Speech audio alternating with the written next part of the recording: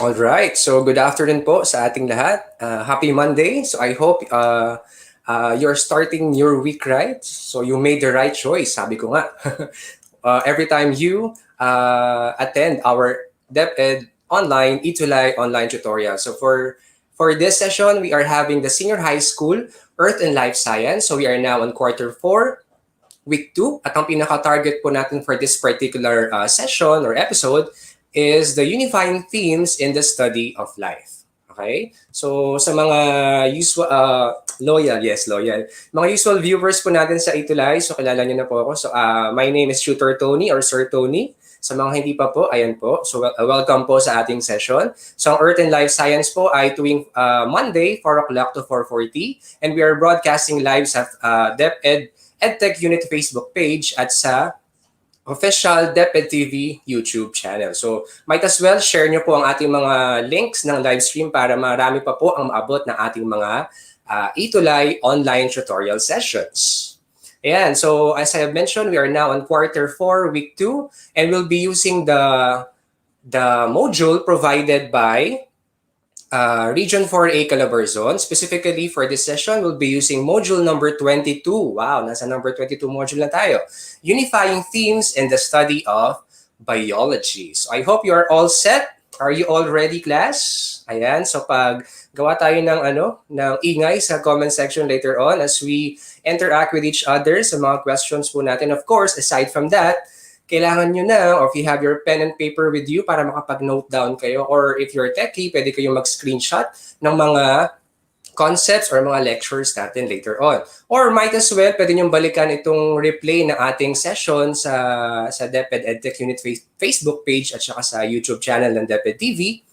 Ayan, so makakatulong din kung if you have your modules with you. Of course, ang lagi kong sinasabi sa aking mga learners, presence of mind and presence of heart. And most importantly, para makapag-interact kayo kay Tutor Tony, kailangan yung mag-comment sa comment box natin dyan or comment section. So might as well, pwede kayong magpabati, mga short greetings. Mamaya kapag may mga questions tayo or if you want to answer the activities, ayan. So I encourage everyone to comment your answers, your greetings, your shout-outs, and don't forget to include kung anong school kayo, anong grade level kayo, at saka anong division. Let's say, for example, taga Pangasinan ba kayo, taga Sarangani, ayan. So sana well-represented ulit ang buong Pilipinas, Metro Manila, Luzon, Visayas, and Mindanao. On our previous session, I actually shown this already, no? So last May 22, 2021, ito lang yan, last Saturday, I think, we celebrated the International Day of Biological Diversity. Ayan, yung pagkakaiba-iba ng mga living things sa planet Earth and paano tayo nag-interact with each other. So swak na swak yan sa ating discussions for this session. So the theme for this year is we are part of the solution. #4nature. And sabi nga dyan sa campaign na yan or sa advocacy na yan, we can find nature-based solutions sa mga kinakaharap natin ng mga issues like climate change, yan, health issues, food and water security, di ba? So sa iba't ibang parte ng mundo, naging problema yan. And of course, sa sustainable livelihood. So makakapag-provide ng foundation and at the same time, solution ang tinatawag natin na biological diversity. So salamat na lamang sa ating Mother Nature for providing us all the needs that we want. Okay? So nasa sa atin lang mga tao kung paano natin siya gagamitin ng tama. Alright, so that is again International Day for Biological Diversity. So wag mahiyang mag-comment sa ating mga comment sections just like sa mga early commentators natin like Alzain Aziz, hello po, Akihiro, Julieta, and Shona Andus, Bayo. Ayan, so good afternoon. So, ayan, so let's proceed with our session objective. So meron lang tayong isa for this particular session. We have to describe how unifying themes, specifically structure and function, ayan, ma-encounter natin yan, evolution and ecosystems, in the study of life show, ayan, very critical tong word natin na to later on. So we have the words connections among living things. So paano nga ba tayo related or paano tayo nagiging connected sa ibang organismo? So hindi lang naman tayo related sa mga kapwa natin humans, we also interact with other living organisms. mga simple organisms man yan, or mga plants, or other forms of, lower forms of animals. Ayan. And how they interact with each other and, of course, with their environment. Ayan. So we are talking about unity, diversity, and connectedness this afternoon. Ayan. So sobrang nakaka-excite ang ating mga topics. But before that, let's have a quick review first. So last week, we started our quarter 4. No? Week 1 na tayo last week. No? So I introduced to you what is life science, and I have mentioned that it is a collection of different disciplines or mga fields that is made up of theories and principles that discusses the structure and function of living things, starting from the molecular level up to the entire ecosystems. And also, we reviewed the different or the major branches of biology. Can you still remember? Ayan, study of animals is called zoology. Study of plants is called botany. And study of microorganisms is what we call microbiology. Of course, sa bawat major branches na may mga sub-branches pa. And of course, ang highlight ng ating discussion last week is the evolving concept of life based on emerging pieces of evidence. So yung mga discussions na we talk about sa previous na quarter, which ang focus is yung earth science, ayan, magagamit natin siya, mako-connect natin siya sa mga topics natin sa life science. So specifically, ang highlight ng ating mga pieces of evidence that support the concept of life are the following. So we have the fossil records. We also have the layers of rocks. And finally, the different geologic processes na nangyayari sa surface ng Earth. All of these pieces of evidence tell us or give us a clue about the evolving. Paano ba nag-emerge, paano ba nag-evolve yung life sa planetang Earth. And we also discuss the different characteristics of life. Mabilis ang our review. So living things, including us, we respond to our environment, we grow and develop, we are capable of reproduction, we exhibit metabolism, of course, we can maintain homeostasis or yung internal regulatory mechanism ng katawan natin, and we are made up of cells, our basic unit. Ayan. So for this afternoon, our discussion will primarily be focusing on the different unifying themes in biology. So ano ba yung sinasabi ni Tutor Tony or ni Sir Tony na unifying themes? So from the word unify, unity. When we say themes, we have a commonality. Ano yung common sa mga living things just like us? Okay? So the field of science deals with the study of life is what we call, of course, biology or life science. It involves different disciplines, and these disciplines are connected to one another, through which biologists biologists use the term unifying theme. Okay, so we have a list here. So we have 10. Okay, so medyo madami-dami, pero I'll make this light and chill lang for everybody. Ayan, so first one is biological system. Next one is cell. Followed by interaction with the environment. Ayan, di ba? Mga unifying themes talaga ang datingan. So we have energy and life, form and function, reproduction and inheritance, regulation, adaptation, evolution, and finally, syempre, magiging useless yung pag-aaral natin ng biology or ng life science if we will not apply the concepts that we will be learning. So that brings us to the last theme, which is biology and society. So good afternoon po sa mga bagong tune in lang. So we are having the tutorial for senior high school earth and life science. So you can comment po para may attendance po tayo. You can have your attendance on our comment box para ma-acknowledge ko kayo later on. All right, so let's begin. So first one is, ang first unifying theme is of course biological system. So ang keyword natin dito is system. So ano ba yung system? So living things work as a system. Pag sinabi natin may sistema, organisado siya, di ba? Hindi siya magulo. Kumbaga may organization siya, particular level of structure. Pero at the same time, sabi dyan, living things work as a system. At the same time, they cannot be separated from non-living things. Di ba? So some of us think na pwede tayong mabuhay na tayo lang, mga living things. Pero actually, no.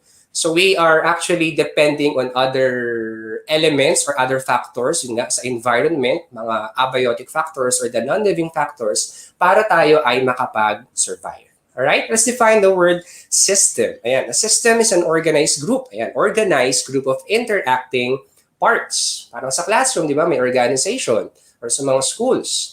Of course, we have learned that a cell is a system of chemicals and processes. It is the basic unit of life. So we have here on the diagram, ayan, so some example, I have already introduced you the terms prokaryotic at saka eukaryotic, di ba?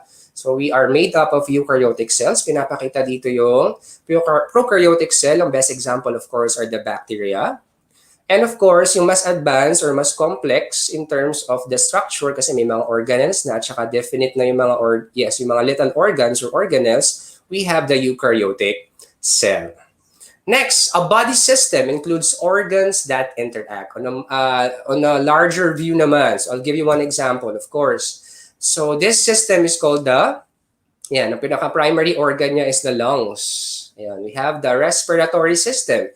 At ang lungs naman, hindi siya makakapag-perform ng function niya to supply the body's oxygen level kung wala yung mga ibang parts. So kailangan niya ng nose, nasal cavity, pharynx, larynx, trachea, the alveoli, ayan, the diaphragm, of course, ayan. So they work as a team. Baga, may teamwork dyan. So each organ work as a team and ibig sabihin, kailangan nilang isa't isa para makapag-perform nila to the maximum level ang kanilang specific function. We also have the term ecosystem. Ecosystem includes living and non-living things that interact. So we have already discussed that one. So shown in the presentation is an example of, ayan, are you familiar with that? Bakawan. Ayan, bakawan or the mangrove. So they serve as a shelter sa ating mga living things. Ayan. So it's an ecosystem because there's an interaction or the interplay of the different living things and non-living things. So kitang-kita naman yung mga living things dyan like the sea creatures dyan, mga water creatures, the birds as well. Of course, the mangroves themselves. And yung mga non-living factors, so we have temperature, sunlight, humidity, ayan, salinity ng water, and all the other factors. So ito yung mga examples natin ng tinatawag na magpo-fall sa ating first unifying theme, which is what we call the biological system. Lahat ay organized, lahat ay connected with each other. Ayan, we have the next unifying theme. Ayan, so cell. So we have already mentioned that this one earlier. Cells are the basic unit of life. So kung ikaw ay living organism, of course, you are made up of cells, which denotes that all living things are composed of cells. May variety nga lang, no?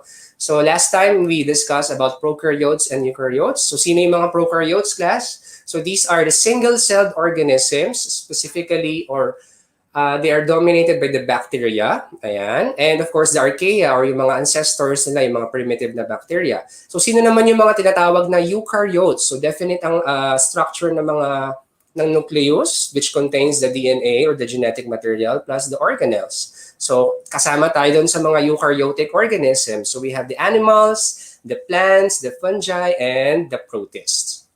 Ayun po. So that's number 2. The second unifying theme, cell. So we are all made up of cells. So let's proceed to the third unifying theme. Ayan. So I like the word. So we have here interaction with the environment. All right? So sabi nga nila, di ba, no man is an island. So we cannot live alone. Living things cannot live alone. Our survival depends on how we interact with the environment. So do we choose to survive ba? Do we choose to be alone? Of course, syempre ma-advise ko sa'yo, you need to socialize or you need to interact with each other para makasurvive ka na or mapanatili mo yung yung race mo or yung specific species mo, di ba? Organisms, yan, including us, of course, have evolved to live and interact with other organisms. So, specific discipline sa biology, ang tawag ay ecology. Ecology deals with the interactions of living organisms with one another and their environment. So, ano bang picture na i-relate ko dito? Ayan. So, we have here the soil, of course. Kahit lupa yan. We have learned from our previous quarter, no, that plays a vital role para makasurvive din ang mga living organisms, primarily the plants. And of course, the plants are very important para mag-survive din ang mga other living organisms especially yung mga nakadepend sa oxygen na pinoproduce nila, just like us humans and other forms of animals. Ayan din. Ayan, sana maging ano tayo, wag tayo maging harsh kay Mother Nature or sa pag-i-interact natin. Yes, we can cut down trees for to be used for practical purposes, 'di ba? Pero we are reminded na every time we cut trees, dapat pinapalitan natin siya ng another seedling, 'di ba? Or another plant for a particular tree na kinakat natin para at least ma-maintain pa rin o hindi man ma-maintain, at least mahabol na yung balance state ng mga trees, especially sa mga forest na nade-denude na or konti na lang yung mga trees. So that's number 3, interaction with the environment. Yeah, so good afternoon sa ating mga bagong viewers. We have Maria Tenzi Parcasio watching from Mindanao. From Mariano Peralta National High School, Division of Davao Occidental. I hope you are all great dyan sa Davao. So dito sa Metro Manila, grabe yung ulan recently. Tsaka yung mga thunder. Ayan. So I hope you're all safe. And we also have Marilyn Antolin. Good afternoon po. Ayan. The next unifying theme is what we call energy in life. Of course, living things need energy para ma-perform natin yung mga bodily functions natin. Tayo ba or kayo ba, ano ba yung pinaka-primary source ng energy ninyo? Of course, you will be telling me na the energy comes from the food that we eat. Tama, di ba? And yung energy na yan ay ginagamit para ma-perform ang metabolic activities. Pero paano nag-utilize or gumagamit ng energy para mabuhay yung ibang organisms? Say for example, this. Ayan, para sa mga plantito at plantita, I'm sure alam na alam nyo to. Some living organisms capture the light energy and convert it into chemical energy in food. So these plants and other photosynthetic organisms, when we say photosynthetic organisms, ito yung mga organisms na kayang i-process yung mga raw materials like carbon dioxide, water, and sunlight para makapag-produce na ng glucose, or the term is yung pinakapagkain nila or food. And we call them autotrophs. So from the word auto, which means self, and trophs, which means feeder or to feed. So they are self-feeding organisms. So they don't rely on other organisms para makakain pa. So that's exactly the opposite, no? Nasa right side, ayan. Some living organisms, tulad natin, use chemical energy stored in the molecules obtained from food. Yung mga energy-rich molecules, of course, and then yung mga carbohydrates natin and other sources. Just like this chameleon who eats, ano ba kinain niya dyan? Insect, ayan. So they are insect feeders, mga chameleon. So kung ang mga plants and other photosynthetic organisms are called autotrophs, so they are called naman heterotrophs. So from the word hetero, which means other, and trophs, which means to feed or feeder. So we are called other feeder kasi we rely on other organisms. Wala ka naman nakitang tao na kaya mag-photosynthesis, di ba? Kailangan nating humanap ng food source para mabuhay. So that is energy and life. I hope you are having a great time. So paramdam naman kayo sa comment box. Ayan, para at least ma-acknowledge ko kayo. Ayan, we are now down on number 5, the 5th unifying theme. Ayan, so we have what we call form and function. Yung anatomy at saka morphology, di ba? Na-mention ko yung last time. Anatomy pertains to the body parts, the study of the body parts. And when we say physiology naman is the study of the function. Paano nagka-function yung mga body parts na yun. Mag-best friends yung anatomy at saka physiology. So let's start with, ayan, organism structures fit with its function. So may specific reason kung bakit ganun yung structure. Let's say for example, this one.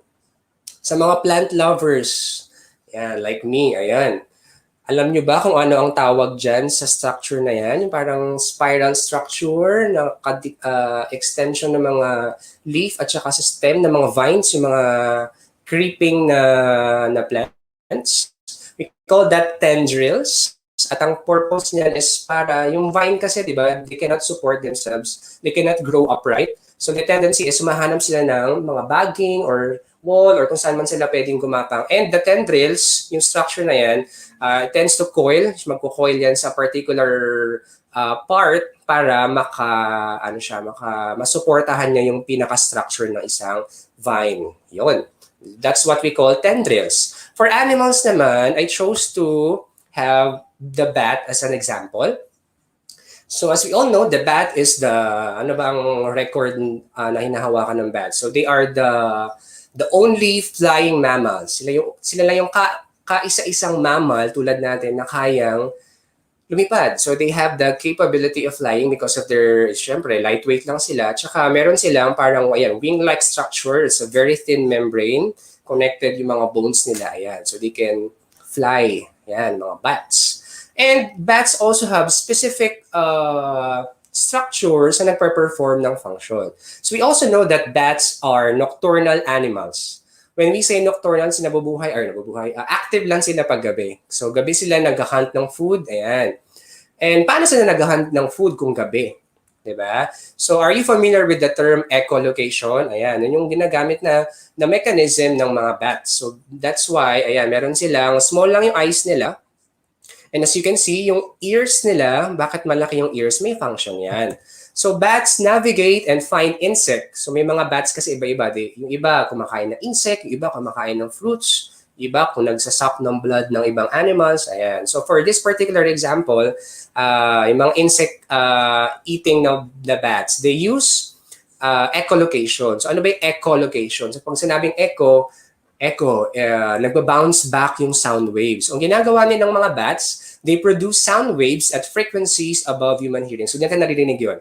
They're called ultrasound.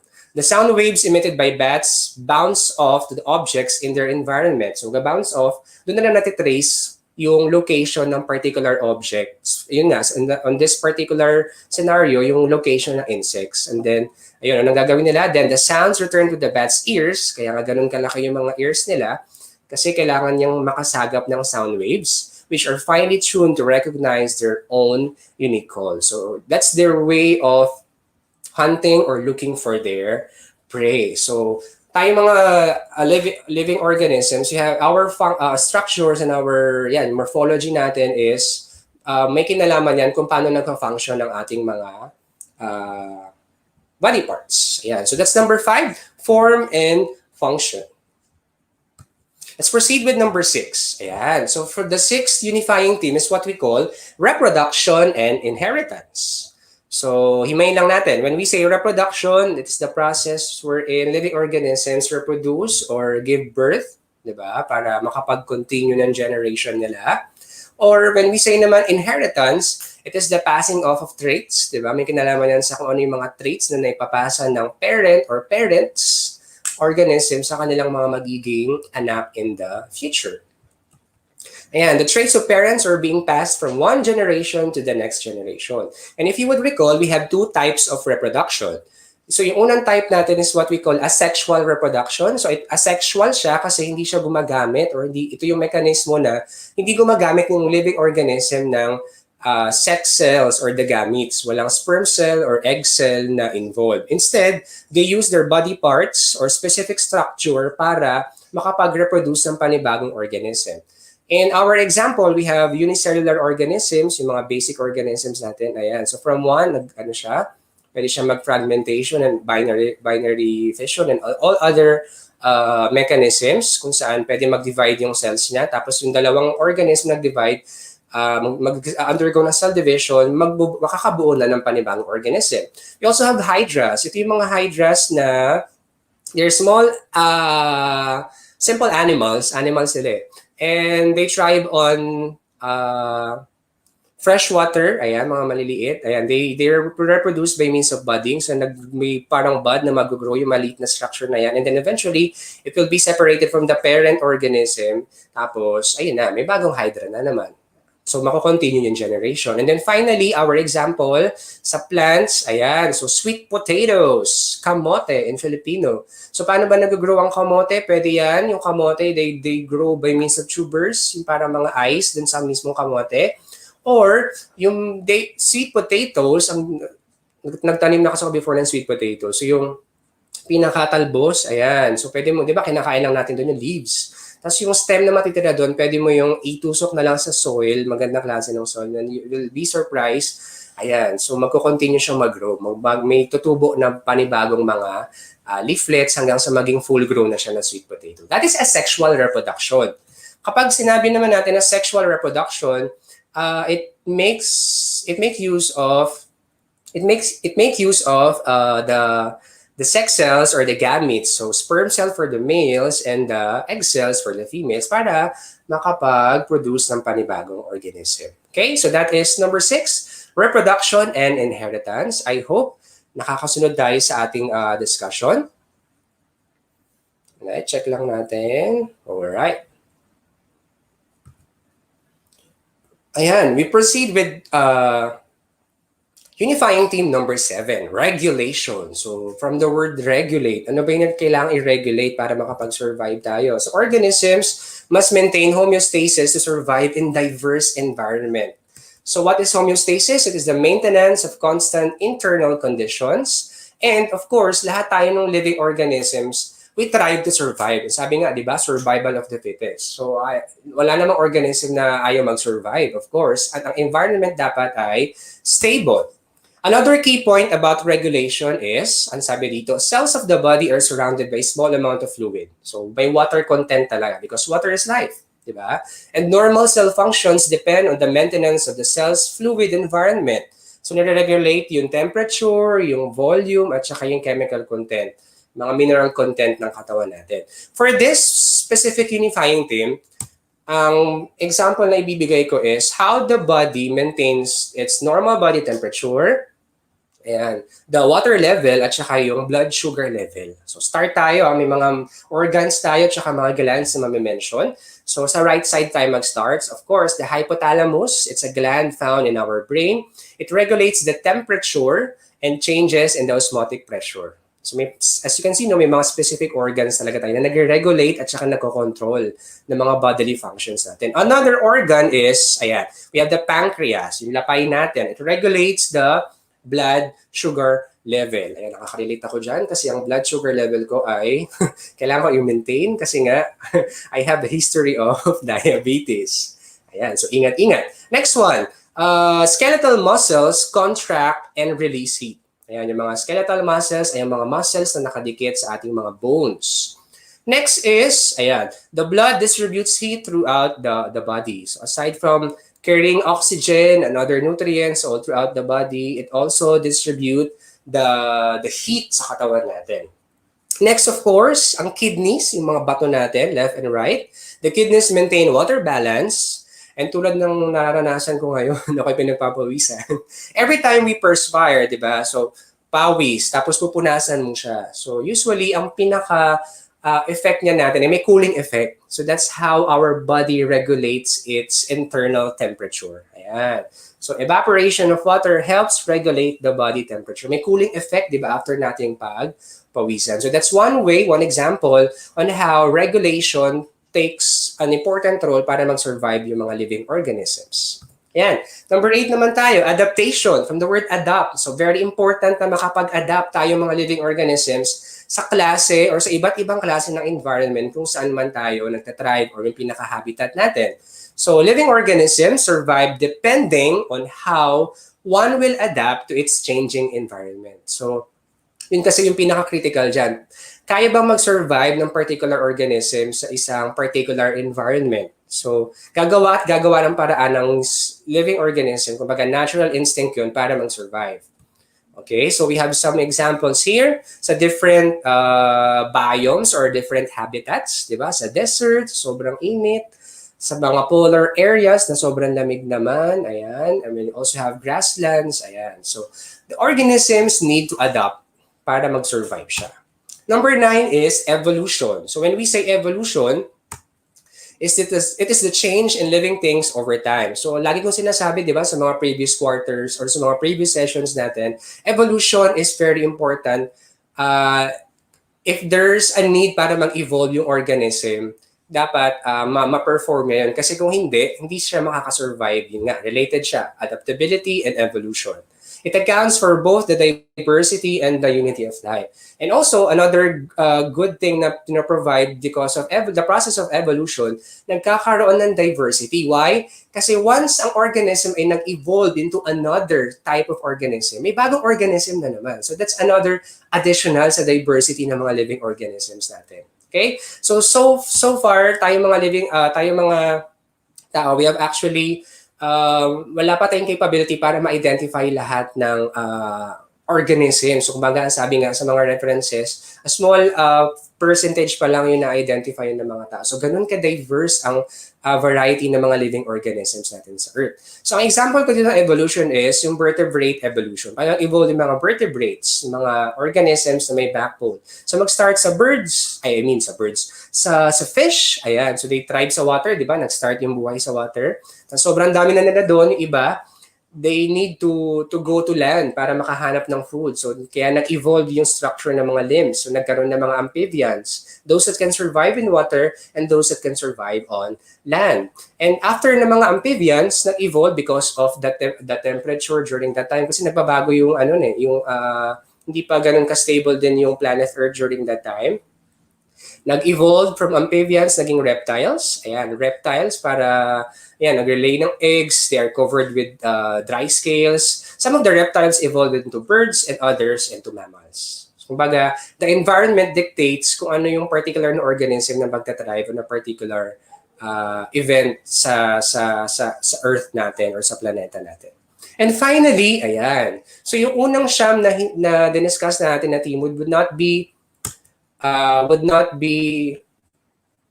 given importance kung hindi tayo tatako sa last na unifying theme. So before that, ayan, so pinakita ko na to last time, no, yung tree of life, kung paano naging diverse from simple organisms na nasa baba, nag-branch out para siyang puno na yumabong, nagkaroon ng diversity, nagkaroon ng different types of species sa land, sa water, at saka sa air. Of course, the last unifying theme is what we call biology and society. So, the field of science is changing the lives of all organisms through research. So, tayo mga tao, on our part, on our end, we need to study them para at least, it's one way of survival. Parang nangyayari ngayon sa COVID-19 pandemic, di ba? So, we study that we have no choice but to survive.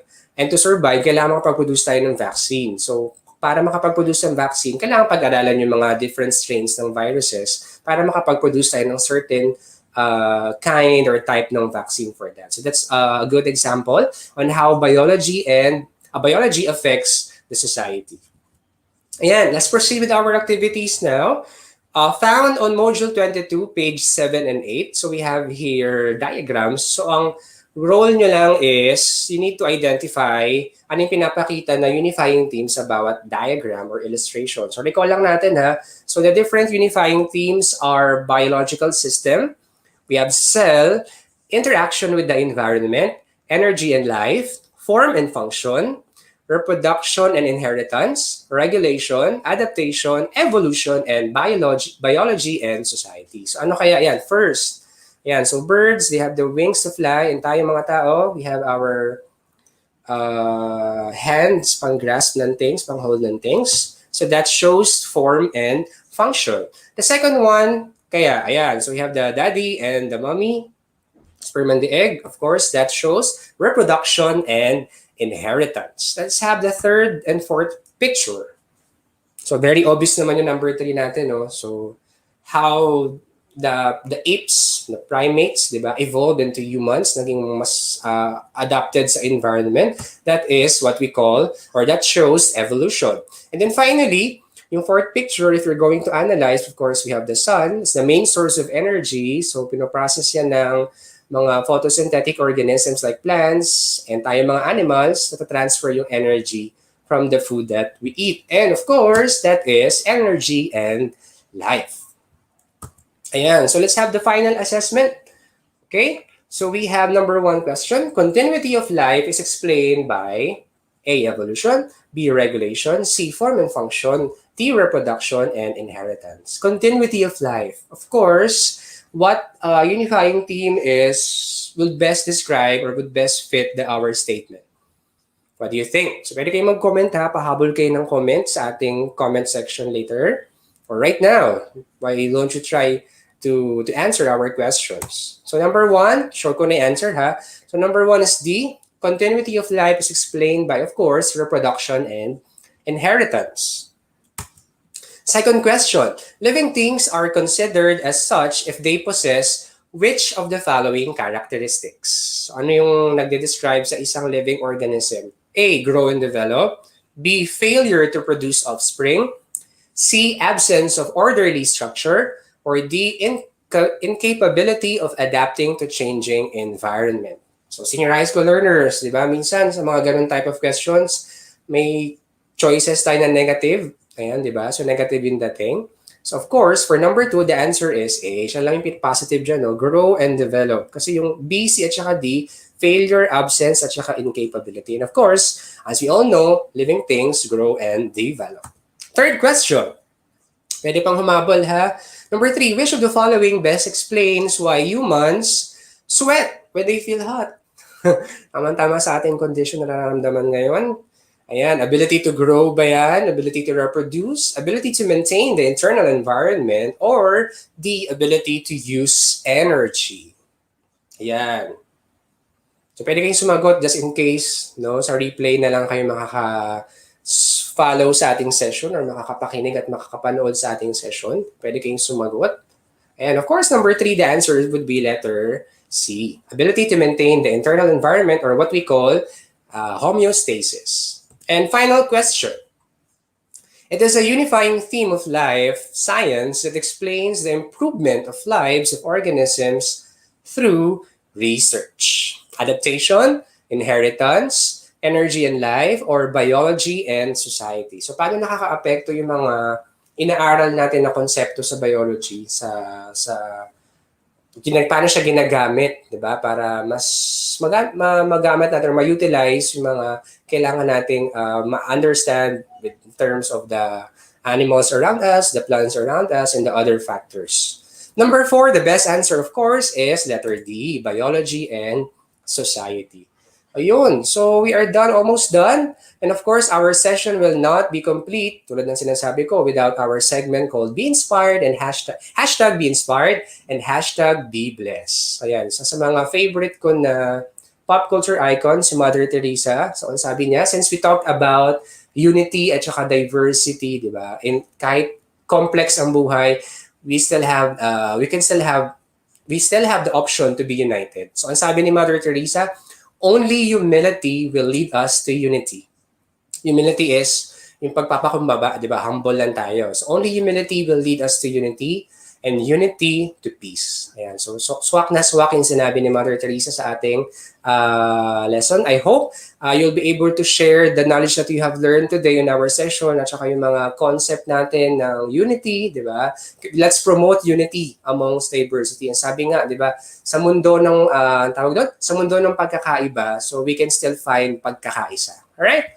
So that ends our session for Earth and Life Science, Quarter 4, Week number 2. You can reach out or you can contact me via email, sa Facebook account ko. Pwede tayong magkwentuhan dyan if we have time. And you can visit my YouTube channel, Mr. Voice Creator PH. I'll see you all next week for another discussion about life, kung paano kaganda, paano natin ma-appreciate pa ng better ang life science or yung buhay na binigay sa atin ng God.